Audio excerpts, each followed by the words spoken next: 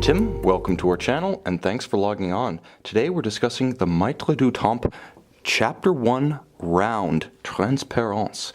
This ultimate grand complication can be seen and purchased on our website. Subscribe to our YouTube channel if you enjoy these videos, and please click on the card in the upper right hand corner of the screen at any time during this video to see our full sales listing for this watch with additional accessories included in the sale, extra high-res images for your desktop, and of course complete pricing details for this immense mono-pusher chronograph bi-retrograde GMT day-date moonphase tourbillon watch.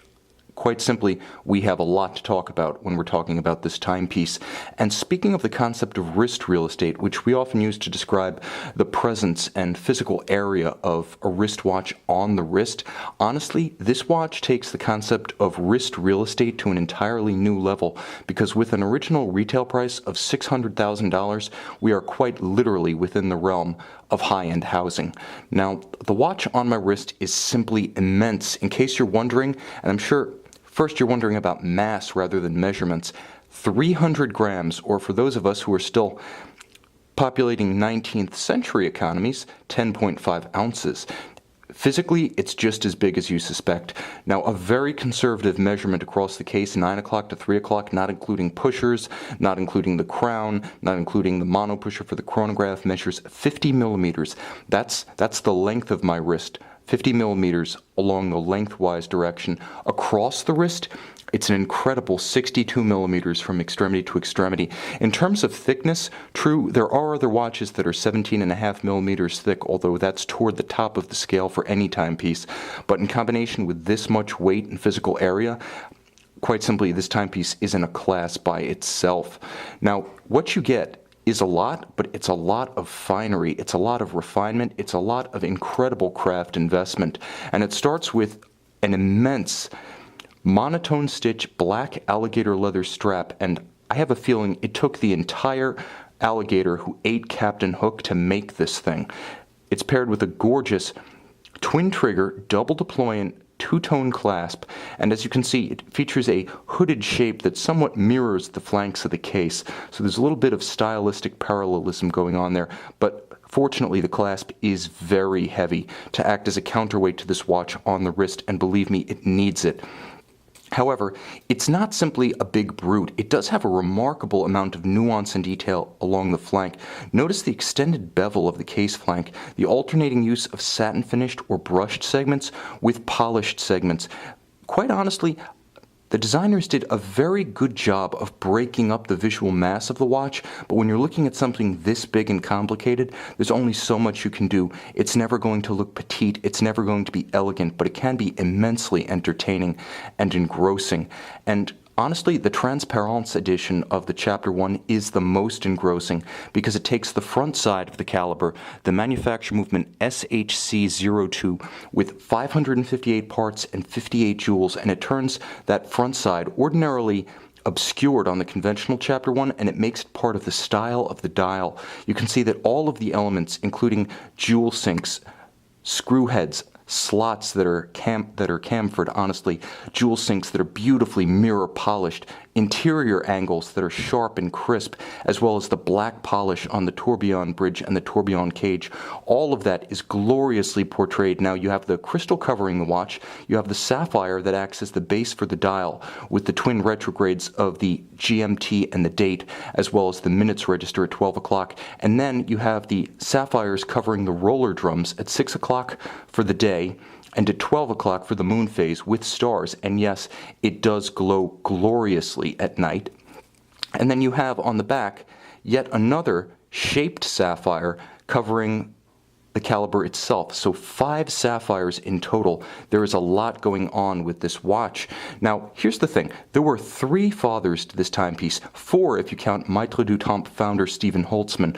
The brand itself emerged in 2005. The concept was to take master watchmakers and to get them to act in collaboration in the creation of grand complications.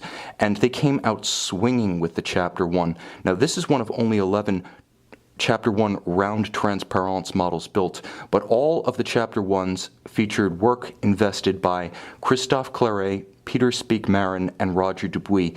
but especially Christophe Claret. I'll get to that in a moment. Now, Roger Dubuis's contributions most notably are the use of a retrograde system to convey the date and the GMT. This is something for which he was known during his days as a complications hired gun for Patek Philippe and later his own eponymous manufacturer. But he also did a little bit of work in this regard for Harry Winston in its early days as a watchmaker. So that's Roger Dubuis.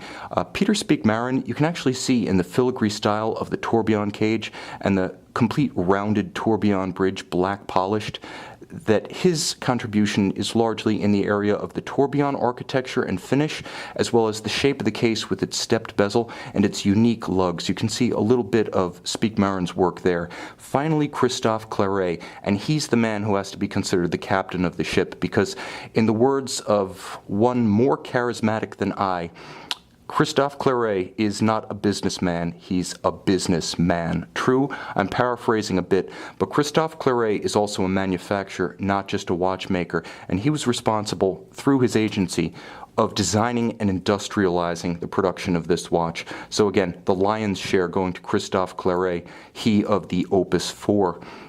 Now, the movement is spectacular on both sides.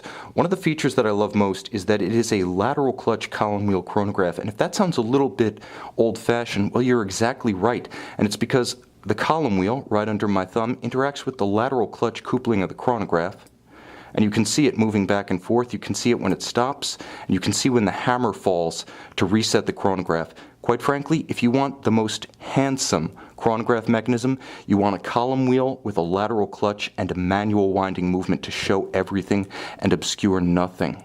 And again, you can see the operation of the system in glorious hi-fi on this case back. The finishing is everything you would expect. As I mentioned, gorgeous mirrored, yes, anglage on every bridge, every leather, every single moving component.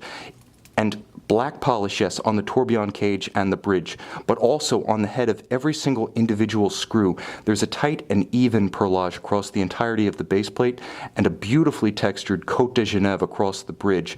This is as good as it gets, with a straight-grained dressage across all of the chronograph levers and a beautiful circular graining on all of the wheels. So this watch is a lot. It's like an excessively rich 5, 6, 7-course meal that also includes dessert, and not just one. This is a watch that has it all, and from a mechanical standpoint, a great deal to offer. A 3 Hz 21,600 vibration per hour beat rate, plus an exceptional 60-hour power reserve, considering the power draw of the tourbillon, of the barrels that display the moonphase and the day, the twin retrogrades. It's quite amazing that the manufacturer managed to get 60 hours of power reserve out of this watch. Now, the pushers for the different functions are unique in their operation as well as their labeling. And I say that because, well, quite frankly, they spell it out for you.